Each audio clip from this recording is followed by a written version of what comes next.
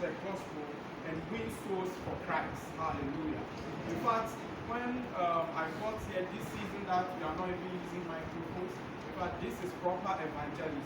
Amen. Because for evangelism, you use your manpower. So today we are all using our manpower. Hallelujah. Amen. So unleashed to preach the gospel and win souls for Christ. The leadership has given us scriptures that we should read. So please quickly, we will read Acts chapter 16, verse 15 to 20. Then 2 Timothy chapter 4, verse 2 and 5. So Acts chapter 16, verse 15 to 20. So I'll please read us the project. When she saw the members of the household, when she and the members of the household were baptized, she invited us to her home. If you consider me a believer in the Lord, she said, come and stay at my house, and she persuaded us. Hallelujah. 16. Once, when we were going to the place of prayer, we met a female slave who had a spirit by which she practiced, by which she predicted the future. So please, we pay much attention. We have a female slave who could predict the future. She earned a great deal of money for her owners by fortune telling.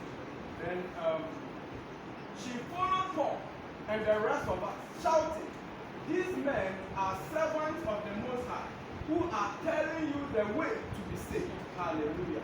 Amen. Please continue. She kept this up for many days. Finally, Paul became so annoyed that he turned around and said to the spirit, in the name of Jesus Christ, I command you to come out of her. At that moment, the spirit left her. So 19. When her owners realized that their hope of making money was gone, they seized Paul and Silas and dragged them into the marketplace to face the authorities. So then 20. They brought them before the magistrate and said, these men are Jews, and they are throwing our city into an uproar. So please quickly read 2 Timothy chapter 4, verse 2 and 5. 2 Timothy chapter 4, verse 2 and 5. Preach the word. Be prepared in season and out of season. Correct, rebuke, and encourage with great patience and careful instruction. Then please, verse 5. But you, keep your head in all situations, and endure hardship. Do the work of an evangelist. Discharge all the duties of your ministry. Hallelujah. So please, we'll come back to the scripture proper. But my introduction, I just want you to know that it is illegal and unlawful for God to act in the affairs of men without partnership. I remember last time I was here and I spoke about partnering with God. And I made you know some people who partnered with God. So it is also illegal and unlawful for God to act in the affairs of men without partnership. It means that God, who is spirit, is always looking for man to partner with in order to make his intent known to men. It is the intent of God that men will be liberated. It is the intent of God that men will get to know of his will. Hallelujah. And this will, he's always looking for man to partner with. As we are all seated here, if God comes here like that, all of us will run away. That is why in the Old Testament, New Testament, we saw God, the angel of God, appear to Mary, and Mary became an instrument by which the Messiah came from. Hallelujah. So God is always looking for man in order to partner with them and bring his intent. It is also noted that God, the creator of man, always needs the consent of man in order to operate. So God, who is looking for man to partner with, also needs the consent of man in order to operate. So When God comes to you, he cannot persuade you to do something. Although he is Elohim, he is the maker of the universe. He is the one that made you. But he always needs to respect you. He always needs your consent in order to operate. So God respects man's will. Hallelujah. So we look at Revelation chapter 3 verse 30. We see that the scripture said, "Behold, I stand at the door and knock. If anyone hears my voice and opens the door, I will come into him and eat with him and be with him." So Jesus Christ said he is knocking. He is just behind the door, knocking. Yours is to open. Hallelujah. So you could decide to open or to reject. That is for your own will. But if you open him, he will come with you and he will dine with you. Hallelujah. But if you neglect him, if you don't open him, he will just move away. Hallelujah. And we also want you to know Deuteronomy chapter 30 verse 19. It says that this day I call the heavens and the earth as witnesses against you, that I have set before you life and death. So God has set before us life and death. And he said that blessings and curses. You have blessings on your right hand, you have curses on your left hand. Now, it is up for you to choose. Hallelujah. Amen. So you will choose the one you like. If you like the blessings, you have to go for it. And you and your children may live. So the accounts have an adage that you can force a horse to the riverside, but you cannot force the horse to drink the water or the river. Hallelujah. So today I pray that you will give your will to the Lord. Amen. Although he has authority over you, but he respects protocol. Hallelujah. So heaven also respects protocol. So last time we see Jacob, who took the blessings, right? Jacob took the blessings from his brother Esau, from Isaac. When Esau went to the father, what Esau did was that he was crying loud that, "Father, do what? Bless me." Why is it that Esau was crying for the father to bless him? He could have just gone. But he knows that God respects protocol. God has given to the fathers to bless. So what the father will say to his or her child will come to fulfillment. God respects that. So he was crying loud because he needed the father to do what? To bless him. I just want us to go to the scripture that we read. Whatever thing that is original, we also have fake. Whatever thing that is original, we also have fake. So God has the original, and the devil has the fake. So he is always trying to portray the fake one. So we see a slave girl. This slave girl has a spirit. The spirit the slave girl is having is not the spirit of God. Hallelujah. And Bible said that this slave girl went about just predicting future. And because of that, the slave girl has gotten a huge money for the master. For the master. What do we grasp from that? What we grasp from it is that everyone is looking for a place of power. In this world, everyone is looking for a place of power. So people are running, going to places in order to get a place of power. But I just want you to know that the real power is the Holy Spirit. Amen. Hallelujah. Amen. It was fake spirit that the devil has implanted in the slave girl. But when she met Paul and Silas rebuked her, and the spirit came out of her. Hallelujah. Amen. Until we move from our comfort zones, the enemy will be operating. And what the enemy has is the fake one. He will be enticing people. He will be luring others with his fake spirit. So someone will come out, "I am the greatest this, I am that. And people are running to them. But we have the real power. Hallelujah. As believers, we have the real power. So this scenario is parallel to Acts chapter 8 verse 9 to 13.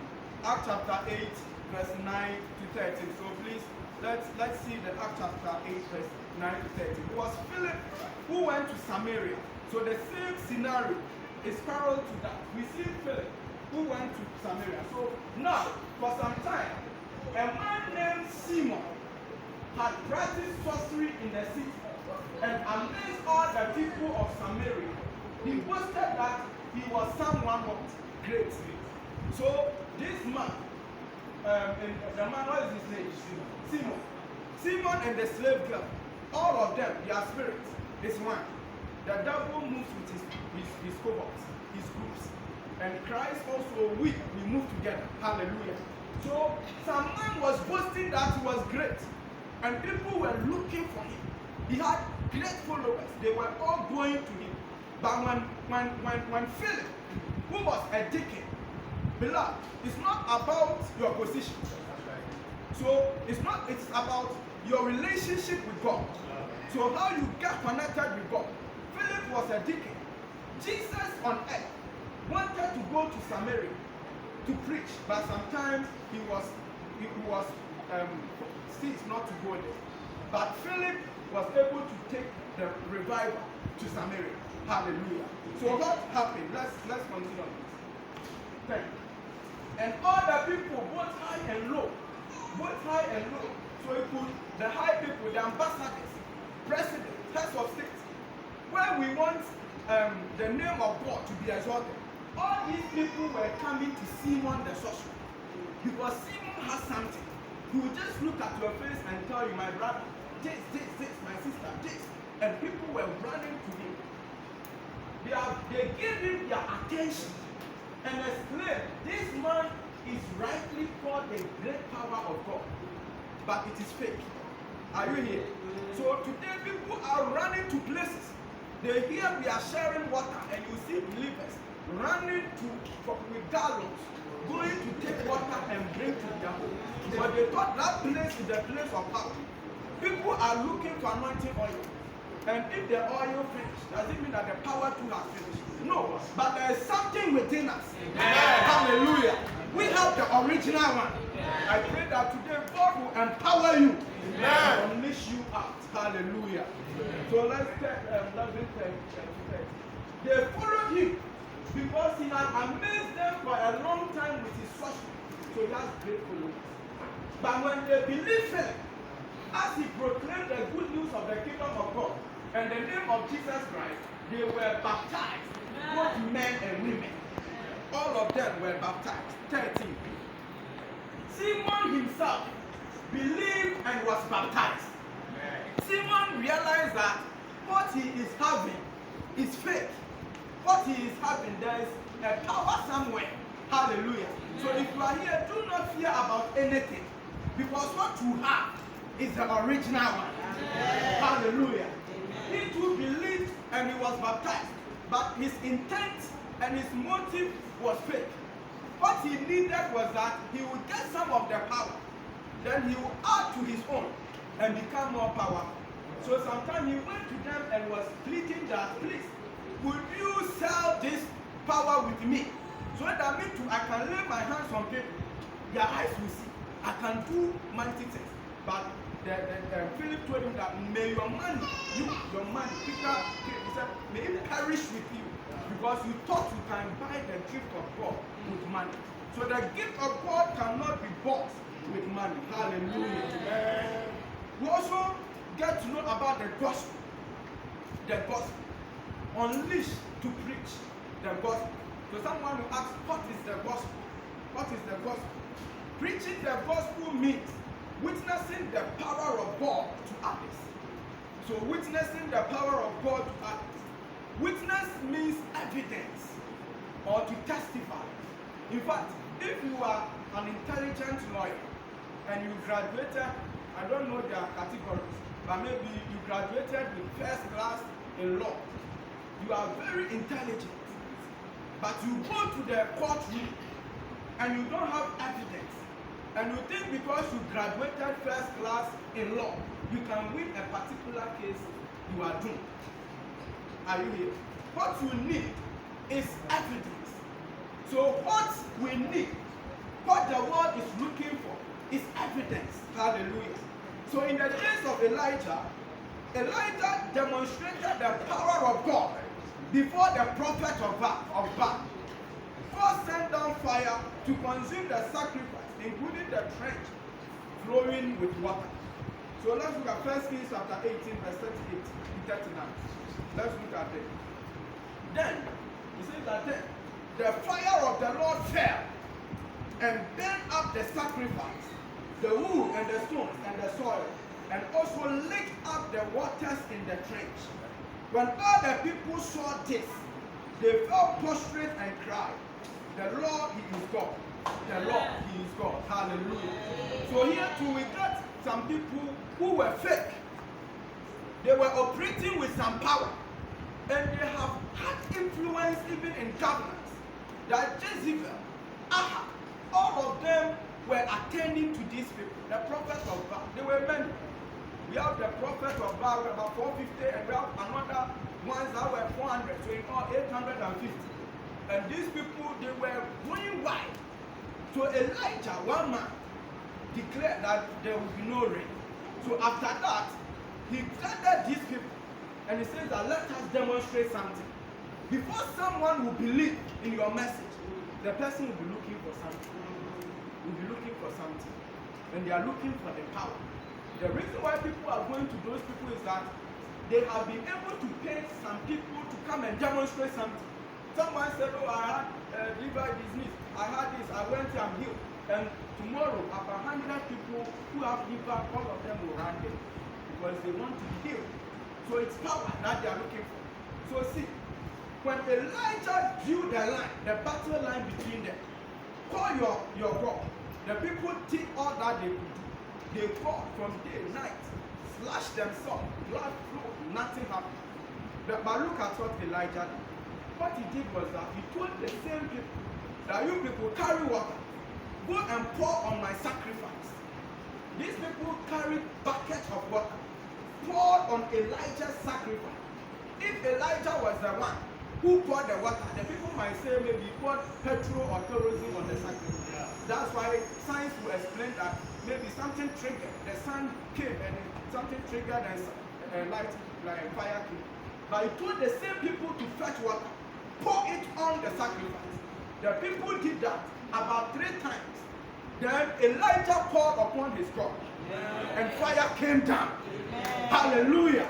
And the same people were testifying, the same prophets of Baal said, "The God, He is the God." Amen. So God partnered with Elijah to do that. Yours is to adhere to Him and move. He's calling you. He can use anyone. He can use anyone. Recently, when chairman was at the council meeting, chairman made mention that just one guy, he was able to win about 1,000 souls. Just one person. There's nothing unique about the guy. I've seen his picture. He's not popular. We don't even know him. But God wants to make you popular. Amen. Hallelujah. Amen. And your popularity will lie in you aligning with Him and following His instructions. Hallelujah. Amen. I just also want you to know that we have the doctrines and principles. The gospel is not doctrines and principles. Doctrines and principles are for the church. But the gospel is power. And power is for the world. And God wants you to give you that power, that you go out and draw people to the kingdom. Hallelujah. We have atheists. Atheists are people who do not believe in God. Day in, day out. They are closer to us. So today our scripture and everything that we read, which is season, are being taught us a lot. So the season and out of season too would also mean whether it is in your will or out of your will, you have to preach the word of God. Hallelujah. So atheists are people who do not believe in God. Even my workplace, I met one guy through conversation. I don't believe God exists. And they are there. They have followers. We have celebrities.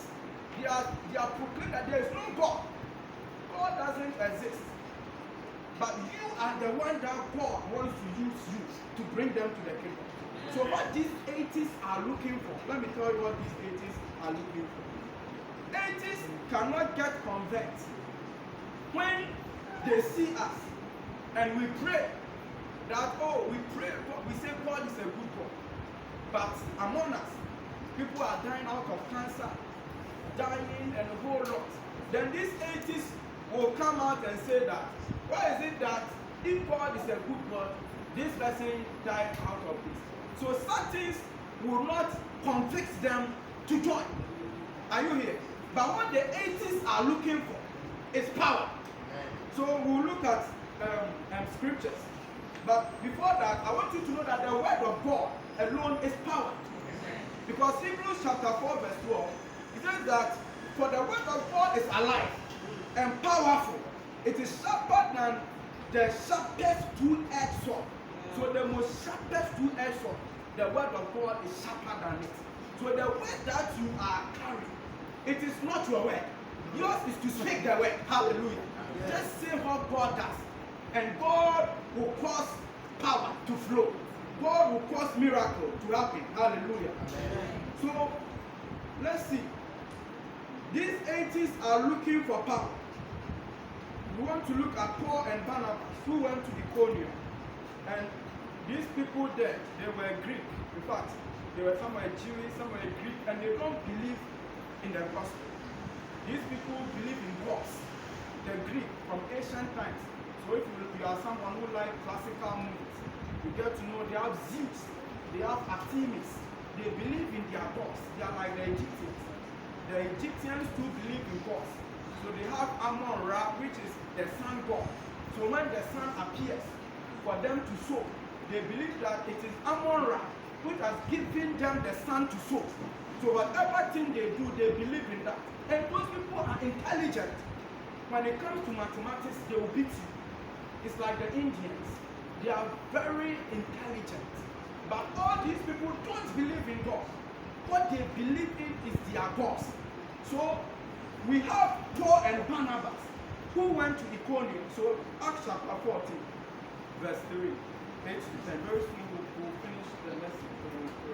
Acts chapter 14, verse 3.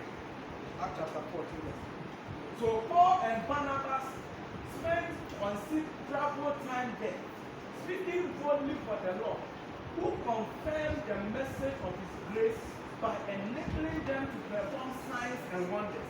So who enables you to perform the signs and wonders? It is God. And through the Holy Spirit. Hallelujah. Paul and Barnabas, they were ordinary people. They went to the place that I told you. Let's look at 8 and 10. The same 14. 8 to 10. Who? In Lystra, there sat a man who was lame. In Lystra. So Lystra was in Iconium. Iconium is part of this Jewish city, and these people, some are Greek. They are people who don't even believe God exists. They have their own calculation. They can tell you if the sun comes from here, this will happen. And maybe it will happen. So they were powerful people. So in Lystra, there sat a man who was lame. He had been that way from birth and had never walked. The person was lame. 9. He listened to Paul as he was speaking. So Paul was just speaking the word of God. Someone who was born lame has not walked before. But this person also believed that he believed in God. Was seated there, they were all there. Paul looked directly at the person. Paul looked directly at the person. Saw that he had faith to believe. The person, as Paul was preaching, when we go out with the word of God, now the people begin to just align the word with what they have. The Spirit of God will convict. So the Spirit of God convicted the person, and the person just found himself lost in his Greek and other things. And now he saw something. So he had faith to be healed. So what happened? He listened to Paul. Now, thank you. And called out, stand up on your feet. Hallelujah. You see the exclamation mark. It's not a joke. Hallelujah. The gospel is not a joke. It's serious. So Paul exclaimed, come out, you, stand up on your feet. And at that, the man jumped and began to walk. Amen. I love the faith of the man. The man did not stand. His faith was higher to the level that he even jumped. Hallelujah. And something happened. The man experienced his miracle. Hallelujah. And then the same place, Acts, the 14, 11 to 15. Let's see what the people do when they saw this. When the crowd saw what Paul had done, these people, what they are looking for is evidence. So if you say you have power, show to us. And when the people saw what had happened, they realized that they were going to do. In the after I was saying their attention. And when the people saw what Paul had done, they shouted in their Lycaonian language, the gods have come down to us in human form. For them, all that they believe about is their gods. So they say, hey, then these people are the gods we are serving. And today, the gods have come. So they are not even thinking about Jesus or about the Holy Spirit. They are thinking about their gods. That these gods have come to us in human form. Today we have seen our God. So what do they do? 12. Barnabas, they called Zeus. So now they are locating name of their gods. We have left them in ancient time. 5th century BC. I learned about Zeus. But today I've seen Zeus. This is Zeus. That's what they were. This is Zeus. And Paul they called Hermes. Hermes means he was a servant. He was very powerful, Hermes. Because he was the chief speaker. The chief speaker. So this is Hermes. So what happened? Verse 6. The priest of Zeus, they have a priest. So if he is the territorial commander for Zeus, he says Zeus Abadia. And then I'm free me honor. Then I'm Zeus. Then I'm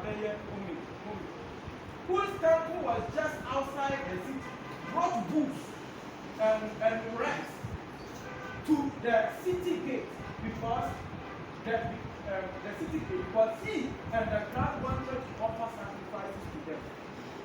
They wanted to offer sacrifices. This is Zeus. Zeus has come. I have to pay my homage to Zeus. 40. But when the apostles, Barnabas and Paul, heard of this, they tore their clothes and rushed out into the crowd, shouting, friends, why are you doing this? We too are only human. Hallelujah. Like you. We are bringing you good news. Amen. Telling you to turn from these worthless things to the living God, who made the heavens and the earth, and the sea, and everything in them. And that day the people had salvation. Amen. Hallelujah. That day the people had salvation. So the gospel, what will you do with the gospel? If you go out, we proclaim Jesus is the Savior. Jesus is the Savior. So mostly we speak about the second coming. But before the second coming, there was a first coming. Hallelujah. So as we also proclaim the second coming, Jesus who will come again, let the people know about what Jesus did for you. So when the person sit down and get to know that me, a sinner, someone came, died for me, then today I will just submit everything and follow Jesus. We also preach Jesus being the baptizer of the Holy Spirit. He is the baptizer of the Holy Spirit. We are all instruments God passes through. When we lay the hands, the Spirit of God passes through. We are instruments. But Jesus Christ is the baptizer of the Holy Spirit. That's why Paul and Barnabas, they did not take the glory for themselves. They could have been swept away, lured by what the people were doing, and say that if today these people are calling me Zeus, then I'm the original Zeus. That is what most people are doing now. When God passes through them to bring a little miracle, then they themselves tend to be God. So when you look at the media, we have some people, they will come. Some people go and touch them. Then they think they have power. And they themselves, some men of God have turned themselves to be God. And that is pride to the utmost level. I pray that in everything, give the glory to God. Hallelujah. So that God will continue to use us. Jesus Christ himself preached the gospel. Hallelujah. Jesus also preached the gospel by the power of the Holy Spirit. So Acts chapter 10 verse 38 says, how God anointed Jesus Christ of Nazareth with the Holy Spirit and with power. And he went about doing good, healing all those who were oppressed by the devil, for God was with him. God was with him. Hallelujah. So Jesus preached, taught, and cast out devils. Last time Apostle Nicholas and William was speaking, and he says that Jesus preached, taught, cast out demons and devils. If we preach, we teach, and we do not heal, we do not raise up demons, right? We do not cast out demons, we do not perform miracles, then what we are doing is not the full gospel. We are just doing part of it, and that means we are joking. So until we get to a point when we too will cast out demons. Hallelujah. Amen. Last time I went for a prayer meeting somewhere. The Spirit of God was using me. Then the Spirit of God told me that someone was there, and the person is just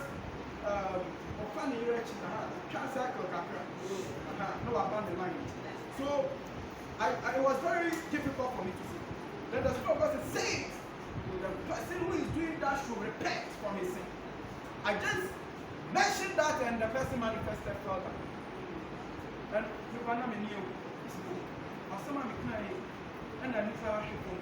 everyone was looking at the person. This is the power we are looking for. I recall a friend. The person was very good. God was really using the person. Then I had a dream. When I saw the person, he was in the church, and in the church, he sat in the middle